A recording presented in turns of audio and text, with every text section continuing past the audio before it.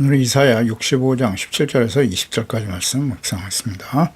65장 17절에서 20절까지 새하늘과 새 땅, 하나님 나라의 근원적 회복. 이사야를 통해 주신 예언의 말씀은 장차 유다, 또 역시 북이스라엘과 같이 교만하고 완악하여 회개하지 않음으로써 바벨론에 의해서 멸망과 포로 생활을 하게 될 절망적인 그런 역사적 배경 속에서 고통받는 이스라엘 백성들에게 주어졌지만, 그 예언의 성취는 당대 회복을 넘어서 인류의 역사와 세상의 마지막 종말론적 완성을 가리키고 있습니다. 요한계시록 21장 새하늘과 새 땅과 그리스도를 통해서 세우실 천년왕국, 또 하나님의 나라의 근원적인 회복을 예언하시는 말씀입니다. 17절에 보라, 내가 새하늘과 새 땅을 창조하나니 이전 것은 기억되거나 마음에 생각나지 아니할 것이다. 이 새하늘과 새 땅에 대한 강조죠. 창조한다. 이 창조 히브리어 바라입니다.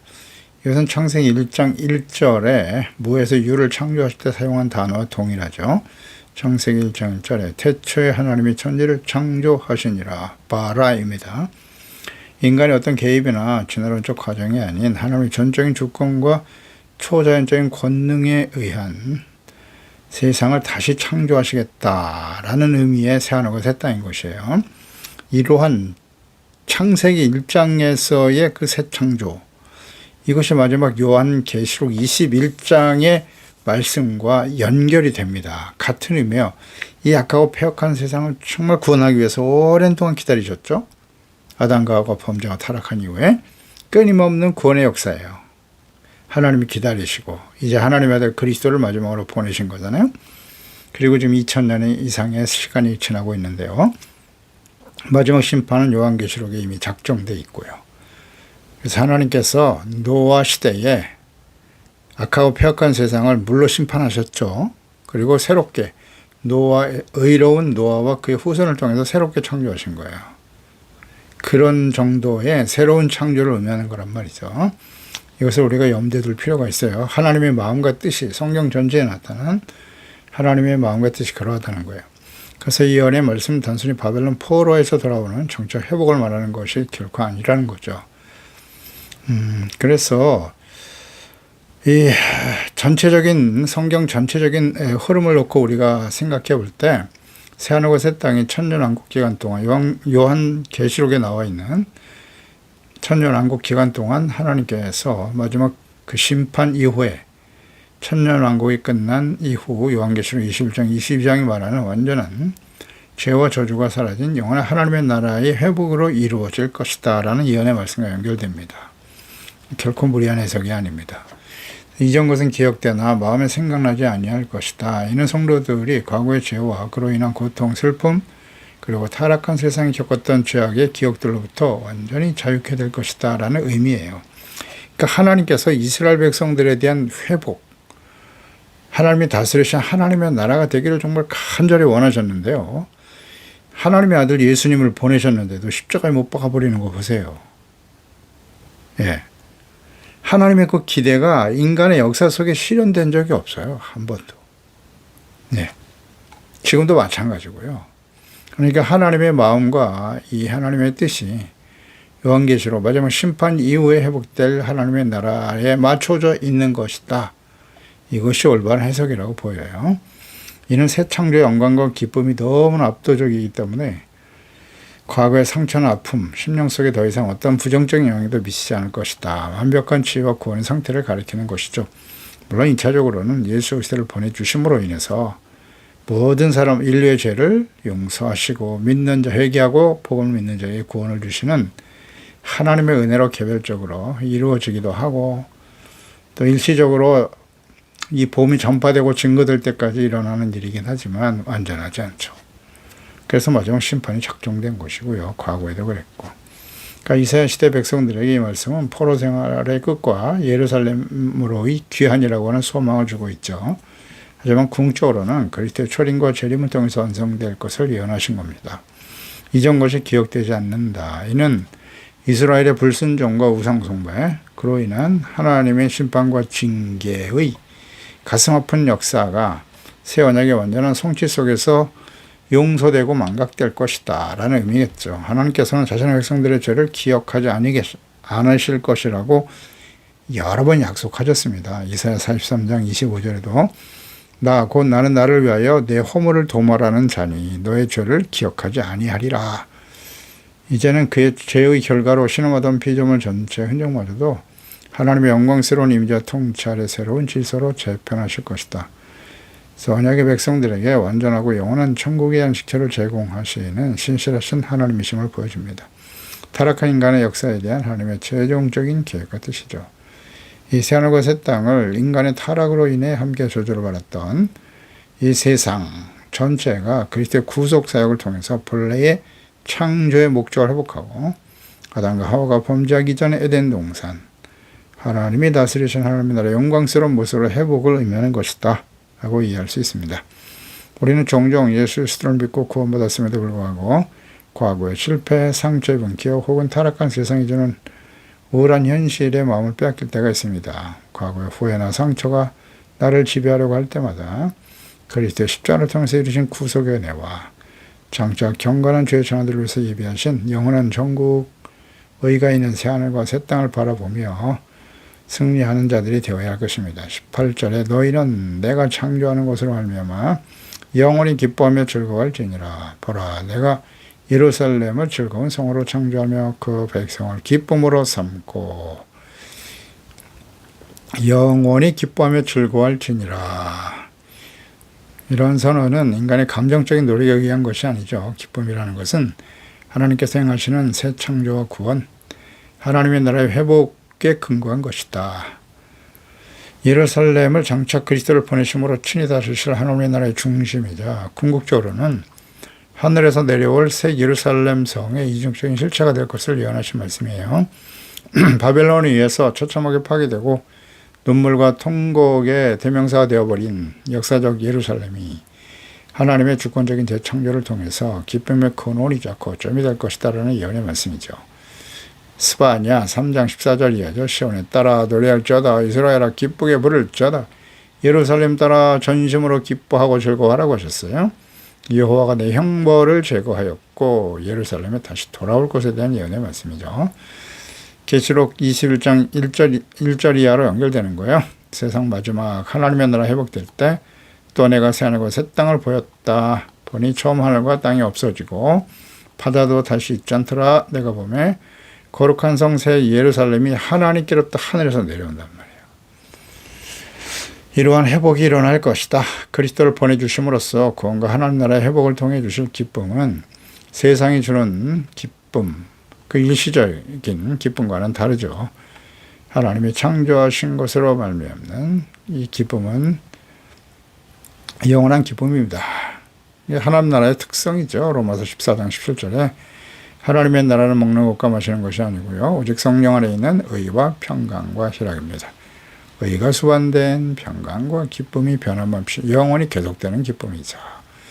하나님께서 그 백성을 기쁨으로 삼으실 것이다 라는 말씀. 그리스도의 구속을 통해서 구원받은 성도들 자체가 하나님의 기쁨의 대상이었고 이전에 그렇게 패역한 이스라엘도 회개하고 돌아올 때 하나님이 얼마나 기뻐하셨는지 몰라요. 그들을 기뻐하시는 모습. 성도들 마음속에 솟아나는 그 기쁨의 원천이 곧 하나님 자신이 되시는 상호 간의 완벽한 사랑과 기쁨의 교제가 이루어지는 때가 도래할 것이다 라는 예언의 말씀이죠. 하나님께서 자신의 이름을 두시려고 택하신 예루살렘에 친히 임재하셔서 백성들과 함께 하신다는 거죠. 임마누엘 하실 것이다. 그 임마누엘 하실 하나님의 아들 그리스도께서 다스리신 하나님의 나라가 회복될 때 진정한 즐거움과 기쁨이 충만하게 될 것입니다. 예수 그리스도의 성육신과 성령의 임재하심을 통해 교회와 성도가 새 예루살렘의 영적 실체가 되고 이 기쁨은 그리스도 안에서 언약의 백성, 주의 자녀들이 누리는 은혜와 축복이죠. 맞습니다. 우리가 구원받은 증거가 무엇인가요? 세상에서 부와 권력, 부자 되고 건강하게 오래오래 사는 것입니까? 그런 세속적인 욕망과 기쁨이 아니고요. 예수님 때문에 죄사함 받고 하나님의 영광스러운 자녀가 됨으로 인해서 누리는 기쁨이에요. 이건 빼앗기지 않아요. 절대 빼앗을 수 없는 기쁨입니다. 환경의 변화뿐만 아니라 본질적인 변화가 동반되는 재창조 역사죠. 교리적으로는 이를 성화의 최종의 단계인 영화로 보는 거죠. 이신층이 그 다음에 성화의 과정을 통해서 하나님 앞에서 완전한 구원에 이르게 되는 단계. 그럴 때 이 기쁨은 충만한 기쁨이 되는 거예요. 이 땅에 사는 동안에도 누리게 되죠. 자, 우리의 삶의 기쁨의 근거는 무엇인가를 생각해 보세요. 많은 경우 우리는 눈앞에 상이 좋아지거나 기쁜 일이 생길 때, 자신의 소원과 욕망이 채워질 때 한시적으로 기뻐하겠죠. 그러나 내가 창조하는 것으로 말미암아 기뻐하리라고 말씀하시거든요. 우리의 기쁨의 근거는 변함이 없으시고 신실하신 하나님의 창조의 역사와 구원에 맞추어져 있나요? 삶의 고단함과 슬픈 소식들이 주변을 에워쌀 때 하나님께서 나를 기쁨의 존재, 내 기뻐하는 자요, 기뻐하는 아들이다. 이걸 확신하면서 선포할 필요가 있어요. 우리의 침체와 절망과 고통 속에 빠뜨리는 박해와 불이익도 있고 상처와 고난이 다가와도 우리를 온전케 하시는 선하신 하나님과 그리스도를 묵상하며 기뻐해야 할 것입니다. 마태복음 5장 10절이야죠. 의를 위해서 박해를 받는 게 오히려 복이다. 팔복의 마지막 부분이잖아요. 천국이 그들의 것임이 있다. 나로 말미암아 너를 욕하고 박해하고 거짓으로 너를 것으로 모든 악한 말을 할 때는 너에게 복이 있다고 말씀하십니다. 오히려 기뻐하고 즐거워하라. 하늘에서 너의 상이 크다. 너희 전에 있던 선지자들도 이와 같이 받게 하였느니라. 이것이 기쁨이 되는 거예요. 야고보서 1장 2절 4절이잖아요. 내 형제들아 너에게 여러 가지 시험을 당하거든 온전히 기쁘게 여기래요. 시험을 당할 때 이는 너희 믿음의 시련이 인내를 만들어낸 줄 너희가 알미라. 인내를 온전히 이루라. 이는 너희를 온전하고 그 외에 조금 더 부족함이 없게 하려 하시기 때문이죠. 그래서 우리는 기뻐할 수 있는 겁니다. 이게 천국의 기쁨이죠. 19절에 내가 예루살렘을 즐거워하며 나의 백성을 기뻐할 것이다. 회복된 이스라엘 백성들의 모습을 기뻐하신다는 거예요. 우는 소리와 부르짖는 소리가 그 가운데 다시는 들리지 아니할 것이다 라고 하시네요. 그렇습니다. 사실은 이 부르짖는 소리, 예루살렘 하나님의 백성들에게 부르짖는 소리, 고통 속에 부르짖는 이 소리가 나는 이유는 무엇일까요? 네, 죄 때문이겠죠. 하나님께 관계가 단절되고 죄로 인해서 징계와 연단의 과정을 지날 때 고통과 아픔의 소리를 지르게 되는 거예요. 일반적으로 볼 때는. 그 죄를 깨닫고 회개하고 돌이켜 의롭고 거룩한 하나님의 백성이 되고 하나님과 화목하게 되면 기쁨이 충만해지는 거죠. 나의 백성, 내가 기뻐하는 자라. 원래 기뻐하세요. 언약의 백성들을 돌이키기만 하면. 그래서 구속받은 자기 백성을 향한 하나님의 무조건적이고 무조건적이진 않죠. 사실 영원한 사랑의 극치를 보여주긴 하는데 회개하고 돌이켜 거룩한 하나님의 자녀로 살아가는 이걸 전제로 하는 거죠. 타락한 이스라엘을 보시면서 근심하시고 분노하셨던 심판의 하나님이 이제는 그리스도를 보내시고 저주 십자가를 통해 모든 죄를 대속하심으로써 회개와 믿음을 통해서 구원받게 될 모든 주님의 자녀들을 보면서 말할 수 없는 만족과 기쁨을 누리게 되신다는 거예요. 우리가 자녀들을 키워봐서 알잖아요. 자녀들은 사실 기쁨의 대상이죠. 그런데 부모의 기쁨만 줍니까? 그렇지 않죠. 근심과 고통을 주는 자녀들이 얼마나 많아요. 부모와의 올바른 교제와 관계, 서로를 이해하고 용서하고 용납하고 사랑하고 순종하고 그럴 때 부모에게 기쁨이 되는 거 아니에요? 어렵지 않죠. 우리는 하나님 앞에 어떤 자녀인가를 항상 생각해 보세요. 예수님의 철임과 재림, 마지막 심판 이후에 회복될 하나님의 나라, 사랑과 새 땅, 영원한 천국에서 인류의 고통의 원인인 죄, 질병, 불의 그리고 삶의 권세가 철저히 제거되고 소멸될 것이기 때문에 고통이 사라지게 될 것이고요. 참된 평강과 기쁨이 충만한 곳 하나님의 나라 회복될 것이다 라는 뜻이에요. 이 땅의 역사 속에서 성도들이 겪었던 수많은 박해, 억울함의 눈물, 죄로 가득한 세상에서 터져났던 비탄의 부르짖음, 그리스도의 공의로운 통치 아래서 완벽하게 종식될 것을 예언하신 말씀인 것입니다. 제레미야 31장 11절 이하에도 여호와께서 야곱을 구원하실 때 그들보다 강한 자의 손에서 속량하셨으니 그들과 더 시온의 높은 곳에서 전송하며 여호와의 복과 곡식과 새 포도주와 기름과 어린 양의 때와 소의 때를 얻고 크게 기뻐하리라. 그 심령은 물낸 동상 같겠고 다시는 근심이 없게 될 거야. 그때 자녀는 춤추고 즐거워하겠고 청년과 노인은 함께 즐거워할 것이다. 내가 그들의 슬픔을 돌려서 즐겁게 하며 그들을 위로하며 그들의 근심으로 기쁨을 얻게 할 것이다. 징계와 연단 이후에 회복될 하나님의 백성들에 대한 하나님의 마음이죠. 그러니까 이스라엘 탄식과 부르짖음에 대한 하나님의 최종적이고 신실한 응답의 말씀인 거예요. 예언의 말씀이기도 하고요. 애굽의 압제 속에서 부르짖던 이스라엘 백성들의 소리를 들으셨던 하나님께서 바벨론 포로 생활 중에 눈물로 부르짖는 백성들의 간구를 들으실 것이고 이제 그 슬픔의 원인인 근본을 제거해 주실 것이다라는 약속이죠. 다시는 들리지 않을 것이다. 이건 하나님의 말씀. 이 말씀이 하나님의 통치적 돌보심, 완전함을 보여주는 거죠. 단순히 소리가 안 들린다라는 차원을 넘어서 사회적 불의, 외세, 침략, 경제적인 착취, 고통, 모든 구조적 악과 고통의 원인들이 하나님의 공의로운 다스림 속에서 온전히 제거된다라는 약속이죠. 하나님의 약속과 계획은 영혼을 구원할 뿐만 아니라 눈물 흘리는 자들의 눈물을 씻어주시고 실제적이고 전인적인 회복을 포함하고 있는 것입니다. 계시록 21장 3절 4절 있잖아요. 새하늘과 새 땅이 내려오면서 내가 들으니 보좌에 큰 음성이 나서 이르되 보라 하나님의 장막이 사람들과 함께 있다. 하나님과 화복이죠. 하나님의 그들과 함께 계시리니 성육신하신 그리스도를 통해서 이루신 것이기도 하고요. 그들은 하나님의 백성이 되고 하나님은 친히 그들과 함께 계셔서 모든 눈물을 그 눈에서 닦아주신다. 영원한 천국에서의 삶인 것이죠. 다시는 사망이 없고 동하는 것이나 곡하는 것이나 아픈 것이 다시 있지 않을 것이다. 처음 것은 지나갔다. 그러니까 오늘 본문 이 말씀이 9절이 요한계시록 21장 마지막 심판으로 믿지 않는 자들과 폐역한 무도한 악한 자들을 심판하시니 회복될 새 예루살렘 하나님의 나라의 회복으로 연결되지 않습니까? 네, 예언의 말씀과 완벽하게 일치합니다. 이사야에게 주셨던 그 예언과 계시의 말씀이 인류 마지막 때에 행하실 일을 사도 요한에게도 동일하게 보이시잖아요.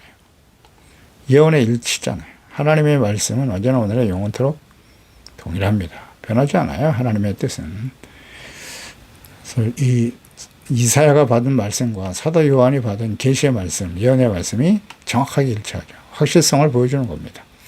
그리스도의 십자가와 재림을 통해서 사탄의 압제와 죄의 폭정하여서 신음하던 주의 자녀들과 모든 사람들이 완전히 해방되어 영원한 평안과 안식의 상태인 하늘에서의 영광스러운 예배, 주님이 주는 기쁨 속에 들어가야 될 것이다 라는 예언의 말씀이죠. 지금 우리가 질병, 경제적인 고온핍, 인간관계의 깨어짐 혹은 영적 침체로 인해서 마음속으로 눈물을 흘리며 부르짖고 있을 수도 있습니다. 그러나 장차다고 올 새 예루살렘 생을 마감하고 주님 앞에 서는 그날에 천국에서 누리게 될 영원한 기쁨과 참된 안식을 바라보아야 할 것입니다. 그래서 오늘의 고통은 영원한 기쁨의 서막이에요. 이곳에서 바꾸실 하나님께 대한 절대적인 신뢰를 가지고 오히려 감사하며 찬양하며 영광스러운 주님, 배울 영광스러운 주님의 얼굴을 묵상하면서 경건함으로 주님께 나아가야 될 것입니다. 20절 거기는 날수가 많지 못하여 죽는 어린이와 수완이 차지 못한 노인이 다시는 없을 것이다. 곧 100세에 죽는 자를 젊은이라 하겠고 100세가 목되어 죽는 자는 저주받은 자라 말씀하십니다. 예언의 말씀은 예수님의 철인과 재림 그리고 마지막 심판 이후에 전개될 요한계시록의 말씀과 연계해서 묵상해야 합니다. 그래서 이 예언이 천국에서의 상황을 묘사하는 말씀이기보다는 왜냐하면 영원한 천국에서는 죽음의 죄인이 없잖아요. 뭐 비유다 이렇게 이해할 수도 있겠지만 요한계시록에서 예언하신 1000년 동안 왕노릇 하실 것이다. 그리스도께서 모든 악한 원수 마귀를 무적행 속에 집어넣고 마귀가 없는 1000년 동안의 삶이 이 땅에 펼쳐질 것을 말씀하셨거든요. 계시록에. 계시록 20장 4절 이하잖아요. 또 내가 보좌들을 보니 거기 앉은 자들이 있어 심판의 권세를 받았는데 또 내가 보니 예수를 증언함과 하나님 말씀 때문에 목배임 당한 자들의 영혼들과 짐승과 그 우상에 경배하지 아니하고 그들이 이마에 손에 그의 표를 받지 아니한 자들이 살아서 그랬잖아요. 살아서 그리스도와 함께 더불어 1000년 동안 왕노릇 할 것이다.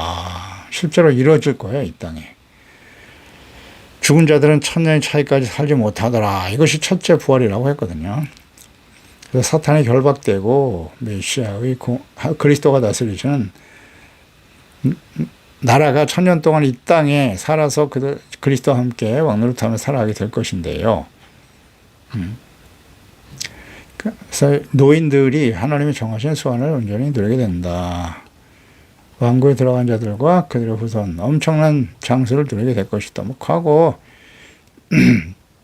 창세기 때 보세요. 노아의 홍수 심판 이전에 무드셀라 969세까지 살잖아요. 이런 처음 하나님께서 세상을 만드시고 사람을 만드셨을 때 모습으로 회복 이런 것을 우리는 생각해 볼 수 있겠죠. 네. 파괴적인 생명력의 확장을 창세기 3장의 저주가 점진적으로 처리됐고 실제 역사 속에 구현되는 과정으로 우리가 이해할 수 있을 것입니다. 그리스도의 거룩한 통치 아래서는 죄가 더 이상 용납되지 않고 철저히 다스려질 것임을 보여주는 예언의 말씀이죠. 그래서 죄의 결과로 찾아온 사망과 질병 그리고 요한한 인생의 한계를 뛰어넘는 하나님의 충만한 생명력을 보여줍니다. 이 땅의 삶은 짧고 허무하죠. 예기치 못한 사고와 질병으로 가득 차 있습니다. 하나님이 예비하신 영원한 하나님의 나라는 생명의 완전함과 영원함이 보장된 곳입니다.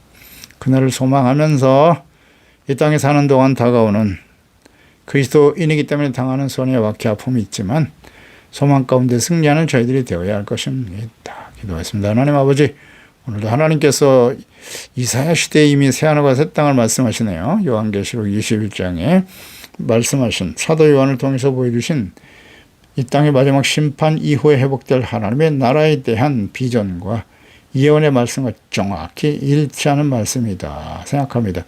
왜냐하면 하나님께서는 구약의 이스라엘 백성들을 통해서 이미 그 언약의 백성들을 통해서 이 땅에 이루어질 하나님의 나라에 대한 간절한 기대와 소망이 있었습니다. 그러나 그들이 온전히 그 역할과 사명을 다하지 못함으로써 이제 하나님께서 약속하신 대로 마지막 그리스도를 사람의 모습으로 성육신하 이 땅에 보내주셨고 십자가를 통해서 하나님이 이루신 구속의 은혜, 예수 회개하고 예수 그리스도를 믿음으로 말미암아 구원받는 하나님의 자녀들이 이 땅에 가득해지고 진정 하나님이 다스리신 나는 너희 하나님이 되고 너희는 내 자녀 백성이 되리라는 주님의 간절한 뜻을 기대하셨으나 예수님 오신 지 2000년이 지난 지금까지도 말이죠. 본 백성은 이미 오래전에 예수님을 십자가에 못 박아버렸고 지금까지도 이스라엘은 그리스도를 인정하지 않습니다. 하나님께 돌아오기를 거부하고 있네요. 주여, 우리가 은혜로 구원받았으나 이제 곧 마지막 심판의 때가 임박했음을 우린 잘 알고 있습니다. 새하늘과 새 땅, 의가 있는 그곳을 바라보면서 이 땅에 살아가는 동안에 하나님의 나라 임하기를 바라보면서 우리가 하나님 앞에 거룩한 행실과 경건함으로 주님 오실 그날을 소망하며 거룩하고 진실된 주님의 자녀로 점도 없고 흠도 없이 평강 가운데 나타나기를 힘쓰는 우리 모두가 되게 해주세요. 예수님의 이름으로 기도드립니다. 아멘.